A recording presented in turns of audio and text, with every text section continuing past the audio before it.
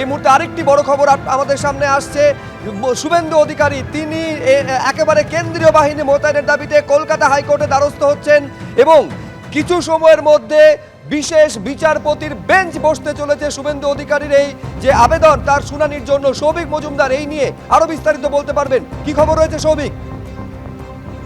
ইতিমধ্যেই শুভেন্দু অধিকারীর তরফ থেকে মাননীয় প্রধান বিচারপতির কাছে এই আবেদন করা হয়েছিল যে আজকেই এই বিশেষ বেঞ্চ গঠন করা হোক এবং কলকাতা হাইকোর্টের তরফ থেকে একেবারে এক্ষুনি এই মুহূর্তে অবিলম্বে হস্তক্ষেপ করা হোক যাতে এই পরিস্থিতি নিয়ন্ত্রণে আসে। মাননীয় প্রধান বিচারপতির তরফ থেকে ইতিমধ্যেই যে নির্দেশ দেওয়া হয়েছে যে বিচারপতি সৌমেন সেনের নেতৃত্বে বিশেষ জুডিশিয়াল বেঞ্চ তারা কিন্তু আজকে বসছেন এবং বেলা 4:30 এই বিশেষ বেঞ্চে এই মামলার বিচার প্রক্রিয়া শুরু হবে। শুভেন্দু অধিকারী যে আইনজীবীরা যেটা অভিযোগ করছেন যে এই গোটা বিষয়টা এই মুহূর্তে আর এই রাজ্যের যারা পুলিশ রয়েছেন, পুলিশ আধিকারিক রয়েছেন, পুলিশ কর্মী রয়েছেন তাদের কারোর নিয়ন্ত্রণে নেই।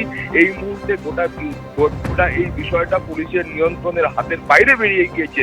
ফলে এখন এই মুহূর্তে সেনা নামানোর প্রয়োজন রয়েছে, কেন্দ্রীয় বাহিনী নামানোর প্রয়োজন আছে এবং আধা সামরিক বাহিনী মোতায়েন করার প্রয়োজন আছে। সেই মর্মেই তারা কিন্তু কলকাতা হাইকোর্টের কাছে আবেদন জানিয়েছেন। তারা এই আবেদন তারা এই অভিযোগও করছেন যে কার্যত একাধিক জায়গায় দেখা গিয়েছে যে পুলিশ কর্মীরা তারা কার্যত দর্শকের ভূমিকা পালন করছেন।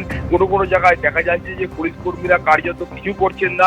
কোথাও এই অভিযোগও আসছে যে পুলিশ কর্মীরা আটকাতে গিয়ে আক্রান্ত হচ্ছেন। কিন্তু মূল যে অভিযোগটা করা হচ্ছে সেই অভিযোগটা হলো যে এই গোটা পরিস্থিতি এই মুহূর্তে পুলিশের নিয়ন্ত্রণে আর নেই এবং পুলিশের নিয়ন্ত্রণে আর জন্য পুলিশের কতটা সদিচ্ছা রয়েছে সেটা নিয়েও কিন্তু এই মামলায় প্রশ্ন করা হয়েছে। ফলে এখন তুমি জানো যে গোটা একদিকে তুমি মুর্শিদাবাদের যে ছবি তুমি দেখতে পাচ্ছ সেই ছবিটাই কিন্তু এই মুহূর্তে শুভেন্দু অধিকারীর আইনজীবীরা তারা কলকাতা হাইকোর্টের সামনে পেশ করছেন এবং তারা বলছেন যে এই সামগ্রিক চিত্রটা কিন্তু শুধুমাত্র মুর্শিদাবাদের ক্ষেত্রে নয়, গোটা পশ্চিমবঙ্গের একাধিক জায়গায় এই ধরনের ওয়াকআপ বিল পাশের পরেই দেখা গিয়েছে এই ধরনের একাধিক হিংসাত্মক পরিস্থিতি সেটা তৈরি হয়েছে এবং একাধিক জায়গায় এই ধরনের অশান্তি পাকাবার চেষ্টা করা হয়েছে এবং সরকারের তরফ থেকে পুলিশের তরফ থেকে কোনো পদক্ষেপ করা হয়নি বলে অভিযোগ করা হচ্ছে এবং এই অভিযোগও করা হচ্ছে যে একেবারে প্রাথমিক পর্যায়ে পুলিশের তরফ থেকে উপযুক্ত পদক্ষেপ গ্রহণ করা হলে সরকারের তরফ থেকে তারা যদি সেনাবাহিনীর সাহায্য চাইতেন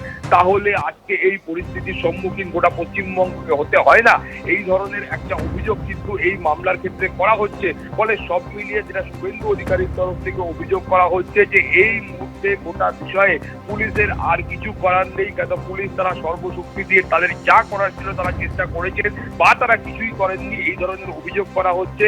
ফলে এই মুহূর্তে পশ্চিমবঙ্গকে শান্ত করতে হলে বা গোটা মুর্শিদাবাদের পরিস্থিতিকে নিয়ন্ত্রণে আনতে গেলে একমাত্র উপায় হচ্ছে কেন্দ্রীয় বাহিনী। ফলে অবিলম্বে কেন্দ্রীয় বাহিনী মোতায়েন করা হোক সেই মর্মে তারা কলকাতা হাইকোর্টের দ্বারস্থ হয়েছেন। এখন বিকেল 4:30 সময় বিচারপতি সৌমেন সেনের এজলাসে এই মামলার শুনানি বা বিচার প্রক্রিয়া শুরু হলে তারপরে কলকাতা হাইকোর্টের তরফ থেকে কি নির্দেশ দেওয়া হয় সেদিকে আমাদের চোখ থাকবে।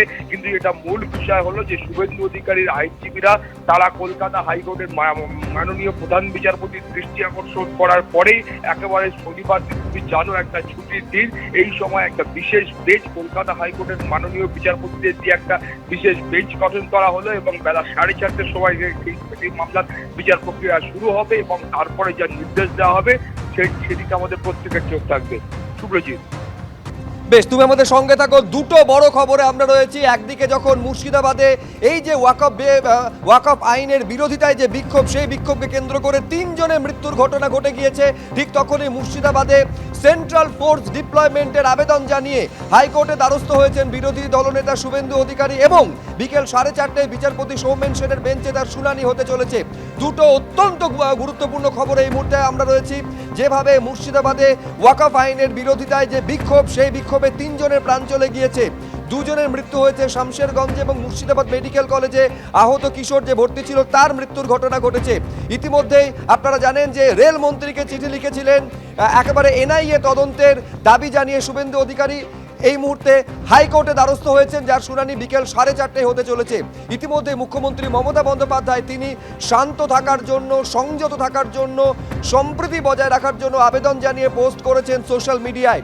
এই হচ্ছে মুখ্যমন্ত্রী মমতা বন্দ্যোপাধ্যায়ের করা পোস্ট, যেখানে তিনি বলছেন যে একেবারে দাঙ্গা যারা করছেন তারা সমাজের ক্ষতি করছেন, রাজনীতির স্বার্থে দাঙ্গা লাগাবেন না, আবেদন জানাচ্ছেন মুখ্যমন্ত্রী মমতা বন্দ্যোপাধ্যায়।